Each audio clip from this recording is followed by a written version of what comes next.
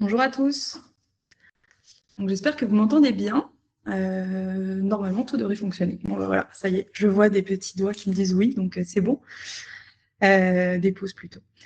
Donc, bonjour à tous. Merci d'être présents à notre webinaire sur comment déposer un projet d'innovation en IA avec Confiancia.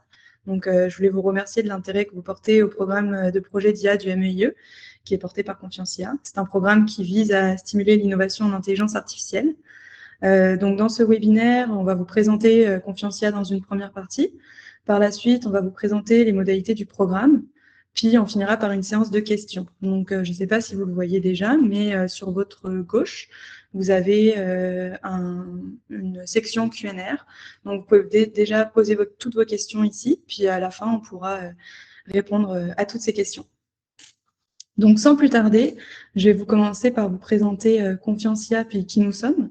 Donc, Confiancia, c'est un consortium industriel qui est né en 2023 sur l'impulsion de l'écosystème industriel québécois, mais également avec le support du MEIE. Donc, Confiancia vient compléter l'écosystème québécois en intelligence artificielle par une approche de co-innovation appliquée vraiment aux besoins des entreprises. Donc, chez Confiancia, nous avons des entreprises de secteurs d'activité complètement différents qui viennent travailler ensemble pour partager différents cas d'usage génériques pour pouvoir concevoir des outils pré-compétitifs, puis des méthodologies qui permettent de valider que nous avons une IA de confiance. Pour nous, une IA de confiance, c'est une IA sûre, sécurisée, durable, responsable et éthique. Donc, pour ce faire, chez Confiancia, nous accompagnons les entreprises dans l'établissement de partenariats multisectoriels pour des projets d'innovation en intelligence artificielle. Donc, pour nous, c'est très important, le multisectoriel. Nous pouvons avoir des projets avec des entreprises issues de secteurs d'activité différents, comme l'aéronautique avec les télécommunications, le secteur bancaire avec le secteur agriculture, par exemple. En tout cas, ça peut être très varié. Et donc, pour nous, les partenariats multisectoriels permettent de créer des innovations plus fortes et puis doter également les entreprises d'une propriété intellectuelle plus riche. Donc, devenir partenaire de Confiancia, c'est comprendre que pour adopter l'intelligence artificielle, il faut passer par une approche systématique de la gestion de la qualité de l'intelligence artificielle. On vient compléter l'approche de la recherche de R&D pour choisir un cadre d'innovation réglementé par l'intelligence artificielle. Comme je l'ai déjà dit, être ouvert au partage de cas d'utilisation génériques avec d'autres secteurs, et puis tirer parti de la propriété intellectuelle partagée pour des avantages mutuels. Alors tout ça est également englobé par des ententes de partage de propriété intellectuelle, des ententes de participation au consortium, et nous travaillons avec un avocat en propriété intellectuelle pour bien cadrer tout ça. Donc, je vais vous parler maintenant de l'appel de projet d'innovation en intelligence artificielle. Donc, c'est un programme qui a été lancé le 29 juillet par le ministère de l'Économie, de l'Innovation et de l'Énergie du Québec. C'est un programme qui vise à appuyer les regroupements d'entreprises dans leurs projets collaboratifs d'innovation en IA, avec la possibilité de collaboration avec un centre de recherche public. Donc, il y a plusieurs objectifs pour cet appel. Un des premiers objectifs, c'est vraiment d'améliorer la compétitivité des entreprises par l'adoption de solutions d'IA responsables, mais particulièrement dans des secteurs où les solutions d'IA sont encore peu utilisées, tels que les secteurs primaires et secondaires de l'économie. Un des objectifs également, c'est d'assurer le développement et la conciliation d'efforts d'innovation dans le domaine de l'IA responsable, d'encourager la collaboration entre les entreprises. C'est important de noter que c'est des entreprises de toute taille, donc y compris les startups. C'est aussi important de noter, comme je l'ai dit, que c'était possible d'avoir de la collaboration avec des milieux de la recherche et de l'innovation. Donc, on peut penser à des centres de recherche ou des centres académiques publics, pour vraiment accélérer l'intégration des technologies d'IA responsables dans les milieux d'affaires et par le fait même également dans la société québécoise. Un des objectifs également est d'appuyer les projets structurants dans une adoption de solutions d'IA responsables dans les secteurs de l'économie, de soutenir la réalisation de projets débouchant sur des retombées économiques importantes et immédiates. Donc, dans les propositions, c'est très important de souligner ce fait, et également de contribuer au positionnement du Québec comme chef de file en matière de développement de l'IA.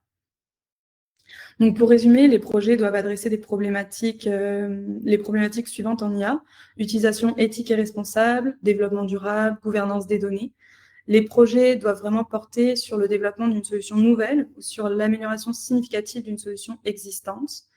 Et puis, c'est très important de démontrer que la solution présente un avantage déterminant par rapport à ce qui existe déjà. Également, les subventions accordées dans le cadre de cet appel à projet permettent de dérisquer les projets. Donc, si vous avez un risque ou une incertitude technologique ou d'affaires, c'est un bon début, et de nécessiter des efforts en R&D, et puis de démontrer un potentiel commercial si la solution est destinée à la vente. Donc, je vais passer sans plus tarder aux paramètres de l'appel. Donc, les paramètres de l'appel. Donc, au niveau du partenariat minimum, c'est un regroupement d'entreprises québécoises minimum 2, incluant au minimum une PME ou une start-up. Pour les entreprises québécoises, il faut qu'elles soient incorporées au Québec avec des activités de R&D. Donc, généralement, on va toujours vérifier qu'une entreprise elle est bien un NEQ. Donc, on va souvent sur le registraire des entreprises du Québec pour vérifier cela. La durée maximale des projets est de 24 mois. Le taux d'aide maximal est de 35% des dépenses admissibles. Attention, le taux peut être majoré à 50% dans 2 cas. Premièrement, si une PME a des coûts reliés, des dépenses en fait reliées à un centre de recherche public, alors les dépenses du centre de recherche peuvent être majorées à 50%. Si le centre de recherche public représente au moins 20% des dépenses du projet. Également, le taux peut être majoré à 50% pour les dépenses réalisées par une start-up répondant aux critères d'admissibilité. Il est également possible d'aller chercher un cumul d'aide gouvernementale. Donc, vous pouvez aller chercher un 40% supplémentaire via d'autres programmes. On va en parler un peu plus tard. Il y a également la possibilité d'aller chercher les crédits d'impôt RSDE. Et puis, finalement, le montant de l'aide maximale est de 1,5 million par projet. Donc, on parlait tantôt des startups qui ont un taux d'aide bonifié à 50% versus 35%. Il y a quand même des conditions à respecter pour les startups. Donc, je les ai listées ici sur cette slide. Donc, ne pas appartenir dans une proportion de 50% ou plus à d'autres entreprises ou organismes existants, ne pas avoir été créé dans le cadre d'une concentration, d'une restructuration, etc. Être dirigé par un fondateur ou par une équipe de fondateurs, dont au moins un s'y consacre à plein temps. Au moment de déposer la demande, la start-up doit recevoir le soutien d'un incubateur. Quand on parle de soutien, c'est une lettre. Donc, si vous êtes, vous allez voir, il y en a 5. Mais si vous êtes déjà avec un de ces 5 incubateurs pour déposer un projet, vous pouvez les contacter. Avoir un établissement en exploitation au Québec destiné à la production de biens ou services ou à des activités de recherche et développement interne. Et puis consacrer une partie importante des ressources de la start-up au développement de l'entreprise, la conception, etc. Puis pour les incubateurs et accélérateurs admissibles, il y a Creative Destruction Lab, Assets, District 3, Le Santec et NextAI. Donc pour les startups qui sont incubées dans ces incubateurs ou accélérateurs, il y a la possibilité de majorer votre taux à 50%. Je voulais vous parler des dépenses admissibles du projet. Donc, au niveau du coût du projet, vous avez tout ce qui est honoraires professionnels pour des services spécialisés, dont la sous-traitance. Attention, les honoraires professionnels, il faut remplir des offres de services, ou en tout cas avoir un descriptif détaillé de pourquoi. Sinon, vous avez également tout ce qui est salaire, incluant les avantages sociaux, les frais de voyage, les coûts directs du matériel et d'inventaire, coûts directs d'équipement, frais de location d'équipement, frais d'animation et de plateforme, tout ce qui est frais relatifs à la propriété intellectuelle, puis homologation, certification nécessaire à la commercialisation. Il est important de noter qu'il y a une règle sur tout ce qui est coûts directs, matériel et équipement. Donc, ces coûts sont limités à 10% des coûts totaux admissibles du projet. Puis également, au niveau des équipements, le calcul, il est en fonction de la durée de projet, de la vie utile de l'équipement et de son utilisation dans le projet. Mais en tout cas, si vous avez un projet, on pourra en discuter. Je voulais aussi vous dire que les bourses mi-taxes ne sont plus considérées comme des dépenses admissibles parce qu'en fait, le MEIE a une entente de cofinancement avec l'organisme MyTax qui octroie des bourses à des étudiants, experts et chercheurs. Donc, ces dépenses ne sont pas admissibles dans le cadre de cet appel à projet. Toutefois, la participation des stagiaires MyTax au développement de projet sera prise en compte lors de l'évaluation, puis c'est quand même un bon point. Au niveau des frais, vous avez des frais de montage pour les startups de projets de l'incubateur ou de l'accélérateur, qui peut représenter jusqu'à 2% des dépenses du projet. Puis vous avez des frais de montage et de gestion de projet par Confiancia qui peuvent représenter 5% des dépenses. Donc, je vous explique un petit peu ça juste ici. Donc, effectivement, donc Confiancia va facturer des frais de gestion de 5%. Ces frais de gestion sont capés dépendamment de la catégorie de l'entreprise. Alors, c'est la catégorie de l'entreprise définie par Confiancia. Donc, on a des startups, les petites entreprises, moins de 50 employés, les moyennes entreprises entre 150 et 250, puis les grandes entreprises avec plus de 250 employés. Donc, ce sont des frais de gestion annuels que vous voyez là. Donc, on part du principe que les frais de gestion seront 5% des dépenses. Toutefois, si on fait le calcul au niveau des dépenses de l'entreprise, si les dépenses sont si le 5% est en dessous de 4 615, alors l'entreprise paiera en dessous. Mais si elles sont au-dessus, alors l'entreprise elle aura le seuil, par exemple, si on prend pour les startups, à 4 615. En fait, dans les projets, Confiancia va agir à titre d'organisme répondant. Donc, on vous accompagne à mettre en place les projets. On fait une relecture scientifique des dossiers. On valide les dépenses. On s'assure vraiment de la conformité de vos dossiers. Puis, on va pouvoir soumettre également les dossiers auprès du MEIE. Par la suite, il y a des conventions de financement qui seront signées entre vous, les entreprises et Investissement Québec. Toutefois, Confiancia, on vous accompagne également dans cette démarche au besoin. Donc, c'est aussi pour tout cela qu'on charge des frais de gestion. Il est également aussi important de noter que pour déposer un projet avec Confiancia, vous devez être membre de Confiancia. Donc, si vous ne l'êtes pas et si vous souhaitez déposer, on pourra ouvrir les discussions. Donc, ça vient également avec des critères. Je vous parlais un peu plus tôt des 75% de financement. Donc, en fait, il est possible également d'aller chercher jusqu'à 1% de financement en plus.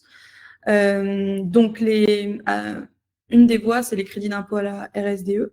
Donc, vous pouvez aller chercher jusqu'à 30% d'aide supplémentaire de la part du gouvernement du Québec à travers ces crédits d'impôt. Et ainsi, en fait, si vous avez jusqu'à 30%, le taux d'aide effectif du gouvernement du Québec devient 65%. Une nouveauté dans l'appel à projet, c'est que les entreprises maintenant ont l'obligation d'estimer leur crédit d'impôt à la RSDE dans la demande. Et donc, pour cela, Confiancia s'est rapproché de la compagnie Aiming. Donc, on est en contact avec une personne qui est responsable des crédits d'impôt RSDE. Et on peut vous mettre en contact avec eux pour qu'ils vous aident à estimer cette partie. Au niveau de la proposition de projet, il y a eu des questions supplémentaires dans le formulaire, donc on vous les a indiquées ici. Donc, il n'y a pas de grand changement dans le reste du formulaire. C'est à peu près toujours les mêmes questions. Toutefois, il y a des questions qui ont été ajoutées. Donc, c'est vraiment des questions sur les données. D'où viennent-elles? Est-ce qu'il y a des risques liés aux données au niveau public, au niveau, par exemple, données personnelles, des renseignements personnels de santé? Donc, ça, c'est une première partie. Et puis après, une autre partie sur les risques aussi liés à la solution d'IA, notamment sur l'intérêt public ou la population, s'il y a un double usage, par exemple, à des fins militaires ou prolifération nucléaire, comme vous pouvez lire. Ce qui est vraiment important ici, c'est le MEI va accorder beaucoup d'importance à la gestion du risque et votre plan de mitigation, si vous répondez oui à l'une de ces questions. Donc, nous également, on est là pour vous accompagner, donc pour vous aider aussi dans cette partie-là. Au niveau de l'échéancier, donc, dès maintenant, si vous avez un projet que vous souhaitez soumettre au 23 août, vous pouvez nous contacter. Je vous ai mis mon courriel, donc si vous voulez, vous pouvez le noter maintenant, parce qu'après, je ne sais pas si vous allez y avoir accès. Mais vous pouvez me contacter avec une courte description de votre projet, ainsi que les partenaires qui sont impliqués dans le projet, c'est très important. Le 16 août, nous, chez Confiancia, on s'attend à recevoir les documents pour pouvoir faire une relecture. Alors, si on peut faire des relectures en amont, c'est encore mieux, mais on peut également faire des relectures à partir du 16 août. Également pour valider la conformité du budget, si la proposition, elle fait du sens en termes scientifiques, s'assurer d'avoir les bons documents. Il y a toute une checklist, en fait, dans le formulaire où on parle de lettres d'engagement des partenaires, etc., etc. Et le 23 août, c'est Confiancia qui va soumettre vos projets directement au MEIE. Donc, c'est important pour nous d'avoir les documents en avance, parce que sinon, le 23 août, on ne sera pas dans la capacité de soumettre pour le MEIE. Puis, toute proposition qui sera soumise après ne sera pas valide auprès du MEIE. Puis, je pense que l'heure de soumission, c'est 16 heures. Et puis finalement, avant de passer à la période de questions, je voulais un peu vous énoncer quand même les critères d'évaluation. Donc, il va y avoir à peu près 2 évaluations. Il n'y a pas forcément de pondération, une évaluation qui vaut plus que l'autre. C'est 2 évaluations qui sont tout autant importantes. Donc, pour l'évaluation technico-scientifique, un des premiers points, c'est le niveau d'innovation. Donc, c'est vraiment le caractère innovant du projet, le niveau de risque, l'incertitude liée au projet. En deuxième point, vous avez les qualités scientifiques, technologiques du projet. Donc là, on parle de faisabilité industrielle, adéquation avec les objectifs du programme. La réalisation du projet, donc ça va être la capacité puis et le réalisme du plan de mise en œuvre du projet, la justification de la demande d'aide financière, la gestion de la propriété intellectuelle, etc. Au niveau collaboration et expertise pour la réalisation du projet, là, le MIE va accorder beaucoup d'importance sur est-ce qu'il y a des recours à des chercheurs ou à des experts en intelligence artificielle, l'expertise des partenaires, est-ce que les partenaires ont un historique en matière de recherche et d'innovation, également tout ce qui est capacité de l'équipe et de l'entreprise à mener le projet à terme. Et puis finalement, les retombées économiques, en tout cas retombées anticipées, pas que économiques, donc vraiment un impact sur l'avancement des connaissances, l'amélioration du positionnement de l'entreprise, retombées économiques comme je le disais tantôt, puis également tout ce qui est répercussions sur le secteur d'application, puis également le potentiel de commercialisation. Pour ce qui est de l'évaluation économique, là on va plus être sur la qualité du projet, on parle vraiment des objectifs, les enjeux à résoudre, la situation à améliorer, quels sont les livrables, il y a aussi un Gantt, donc vraiment tout ce qui est la qualité de la rédaction, puis vraiment des livrables. Je vais prendre un petit peu d'eau, j'ai la voix qui s'enraille. Ensuite, après, vous avez la capacité de l'entreprise à réaliser le projet. Là, on parle vraiment sur le plan des ressources humaines et financières, ainsi que les répercussions que ça peut avoir pour l'entreprise. Nous avons également l'adéquation des dépenses avec les objectifs du programme, puis tout ce qui est structure de financement, puis appui des partenaires. Donc ça, c'est à peu près tout pour les critères d'évaluation. Donc je vous ai fait un rapide survol du programme. Donc maintenant, c'est la place aux questions. Donc, je vais pouvoir voir si vous avez eu quelques petites questions. Alors. Merci Amine. Je ne sais pas si ça sera aussi spectaculaire que la cérémonie des JO de Paris, mais en tout cas, on va faire de notre mieux pour que ce soit un beau programme avec des beaux projets qui auront, on va dire, des médailles d'or. Donc, est-ce qu'on peut déposer une entreprise avec une entreprise qui vient d'être créée sans état financier et avoir un taux de 50%? Alors, je pense qu'il est possible de déposer avec une entreprise qui vient d'être créée. Toutefois, c'est vrai que le MEIE et Investissement Québec vont vraiment porter attention à la capacité de l'entreprise à mener à bien le projet. Donc, c'est sûr que même sans état financier, il peut quand même y avoir des projections, peut-être des lettres également de soutien, par exemple des futurs clients, etc., des choses comme ça qui peuvent un peu mettre de l'avant les capacités de cette firme. On est en processus d'intégration d'un incubateur, mais cela sera plus tard que la date de dépôt. Est-ce qu'on peut déposer notre lettre d'incubation après la date? Normalement, non, puisque le dépôt au 23 août, c'est le dossier complet avec toutes les informations. Donc, je ne pense pas que ça sera possible d'avoir la lettre par la suite. On restera avec un 35%. Je pourrais poser la question au ministère, mais ça m'étonnerait que les choses puissent être révisées par la suite. Ensuite, nous avons la question, y a-t-il des secteurs d'activité que Confiancia priorise? Au sein de Confiancia, on n'a pas de secteur d'activité prioritaire. Je sais que, par exemple, au sein du MEIE, il y a des secteurs d'activité quand même qui sont prioritaires, comme le secteur agricole, le secteur de la santé, le secteur aérospatial et d'autres secteurs. Au sein de Confiancia, nos entreprises proviennent de tous les secteurs d'activité, qu'ils soient secteurs d'activité financiers, agriculture, aérospatiale, télécommunications, etc. Il n'y a pas eu de secteur d'activité. En tout cas, de notre côté, nous ne priorisons pas les secteurs d'activité. Donc, pour l'instant, je n'ai pas d'autres questions. Donc, n'hésitez pas si vous avez des questions. On est vraiment là pour y répondre. Donc, voilà. Question sur les contrats, dépenses admissibles. Une fois que le projet est accepté, le MEIE demande un audit financier à la fin du projet. Comment pouvez-nous considérer ces frais comme des dépenses admissibles sans faire un contrat de service? Alors, je pense qu'il est possible de rajouter ces frais en honoraires professionnels sans faire de contrat de service, en ayant peut-être des lettres de... Parfois, il est possible d'avoir une lettre qui explique les coûts puis pourquoi. Ça peut fonctionner. Sinon, je ne vois pas d'autres solutions.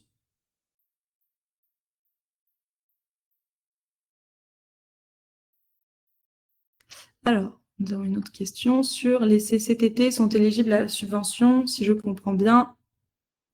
Oui, alors il est possible d'avoir des CCTT. En fait, comment ça fonctionne, c'est que il faut quand même toujours 2 partenaires industriels, donc 2 entreprises, mais il est possible d'avoir un centre de recherche public, donc un 3e partenaire. Dans ce cas-là, sur le montage, on aura 2 entreprises qui auront un sous-traitant qui sera le centre de recherche public. Et ce sous-traitant-là devra remplir une offre de service qui devra être signée par un ou les partenaires, dépendamment de comment fonctionne la facturation. Mais si c'est une offre de service pour un partenaire, ça peut fonctionner aussi. Et dans ce cas-là, après, c'est dans le budget, dans le montage des projets, qu'on mettra sous offre de service les dépenses reliées au CCTT ou au centre de recherche public.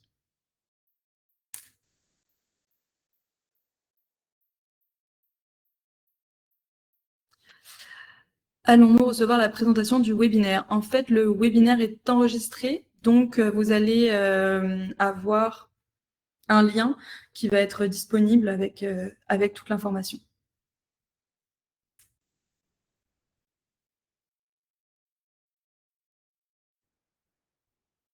Je vous laisse quand même un petit peu de temps pour savoir si vous avez encore des questions.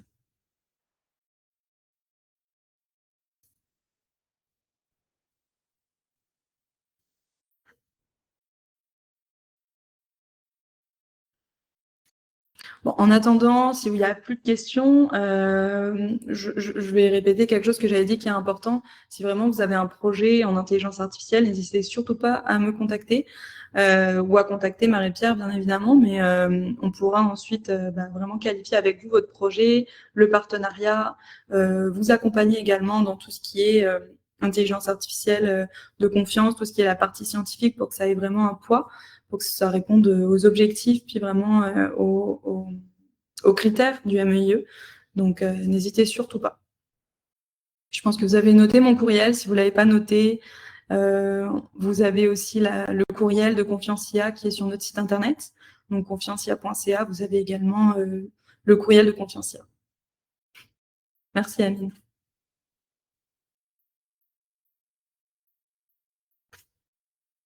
Et puis également aussi, alors j'en ai pas parlé, je voulais aussi vous mentionner que si vous n'êtes pas prêt pour le 23 août, nous avons également 2 autres dates qui ont été annoncées. Donc, nous avons la date du 15 octobre et la date du 15 avril. Donc, si vous avez un projet actuellement que vous souhaitiez déposer pour le 23 août, mais que vous trouvez que c'est trop court comme délai, vous pouvez également soumettre en octobre ou en avril.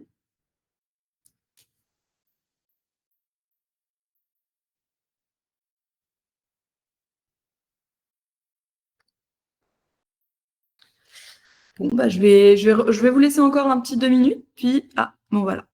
Pour l'admission au groupe Confiancia, oui, effectivement. Donc, pour l'admission au groupe Confiancia, effectivement, c'est très important aussi de nous contacter. Il y a des critères qui viennent avec le groupe Confiancia. Puis Confiancia est quand même un consortium industriel avec quelques spécificités dont on pourra tout vous présenter, notamment ce que je vous ai présenté à la première slide sur tirer parti du partage de la propriété intellectuelle, etc. Donc, il y a beaucoup de subtilités, donc on pourra vous en parler. Quelle est la définition d'un programme d'une start-up versus une PME? Alors, je vais retourner à la slide de Startup Critères. Donc ça, vraiment, c'est les critères du MEIE pour les startups. Donc, il y a vraiment la notion d'être incubé dans un incubateur ou dans un accélérateur, tandis qu'une PME, elle, n'en a pas besoin. Donc ça, c'est vraiment pour le ministère. Puis également, de notre côté, je vous ai mentionné tout à l'heure qu'on avait deux autres notions. Donc, donc nous, c'est vraiment au niveau des startups, on a aussi des conditions, mais une startup qui se qualifiera dans les startups, dans les critères qui sont ici, est également une startup. Mais généralement, on va plus être sur des petites entreprises. Les startups également, pour nous, sont des entreprises qui sont créées il y a peu, généralement avec moins de 2 à 3 ans d'existence. Mais c'est aussi des discussions qu'on a avec la réalité de toutes les entreprises. Donc, c'est aussi également important de nous contacter pour cette définition-là.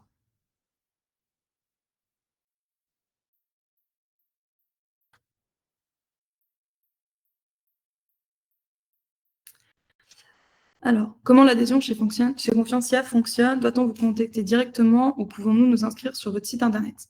Alors, sachez que si vous nous contactez via un site internet, vous n'êtes pas automatiquement membre de Confiancia, il faut nous contacter. Donc, pour l'adhésion de Confiancia, en fait, contactez-nous. Nous, on vous présentera un peu plus en détail Confiancia. Vous pouvez également nous présenter en détail votre entreprise, c'est important. Puis ensuite, il y a plusieurs ententes qui régissent les partenaires de Confiancia. Donc, il y a une entente de confidentialité parce qu'il y a des discussions au sein de Confiancia entre les différents partenaires qui sont soumis à des règles de confidentialité. Il y a également une entente de participation au consortium qui régit c'est quoi être un partenaire de Confiancia. Donc, tout ce qui est les critères, notamment aussi au niveau de la gouvernance, de la propriété intellectuelle, etc. Et puis aussi tout ce que ça prend pour une entreprise. Donc, c'est sûr que vous pouvez nous contacter. Vous pouvez également me contacter ou alors contacter l'adresse générique du site internet si jamais vous n'avez pas noté mon adresse courriel et on organisera un appel pour parler des prochaines étapes. Et on peut également faire l'adhésion d'un partenaire Confiancia en parallèle du montage d'un projet.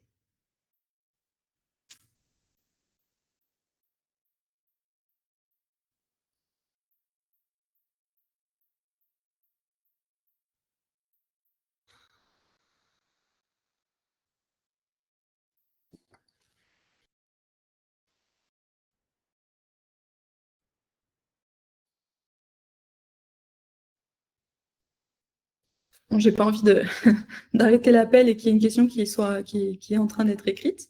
Donc, je vais encore attendre un petit 2 minutes pour répondre à vos questions.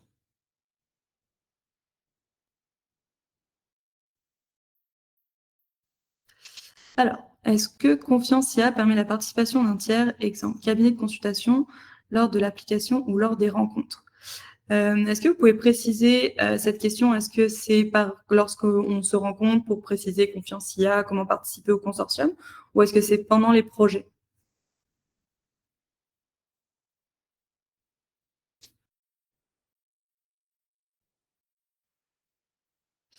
Si je comprends comme je comprends la question, lors de l'application, ça peut être particulier avec un groupe de consultation, un cabinet de consultation. Je pense que c'est possible. Toutefois, il faudra faire attention au niveau du partenariat des projets. C'est quand même très important que les partenaires soient des entreprises, des PME avec un service ou alors avec un produit, un service en recherche interne, en recherche et développement, recherche et innovation à l'interne. Donc, il y a vraiment aussi toute la notion de propriété intellectuelle. Je pense qu'il est possible d'avoir un accompagnement effectivement d'une entreprise pour appliquer au programme. Mais après, c'est sûr qu'il faudra également avoir en fait, tout est possible si vous avez votre cabinet de consultation qui travaille avec vous sur l'application au programme et avec nous également. Mais toutefois, il faudra bien qualifier ça au cas par cas, je pense, dans cette situation pour s'assurer que tout est correct au niveau aussi du programme du ministère.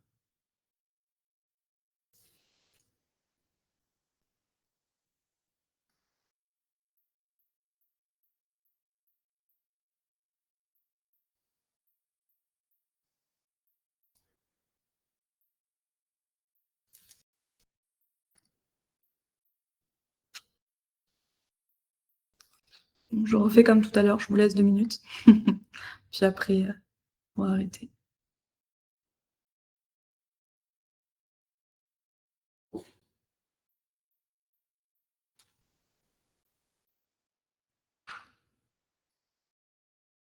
Bon, j'ai pas l'impression d'avoir des nouvelles questions. Donc, je voulais vous remercier pour votre intérêt. Merci d'avoir été présent entre midi et 2. Si vous avez des questions, n'hésitez pas à me contacter. Puis, ça nous fera un plaisir de vous accompagner dans vos projets. Donc, surtout, merci beaucoup. Au revoir.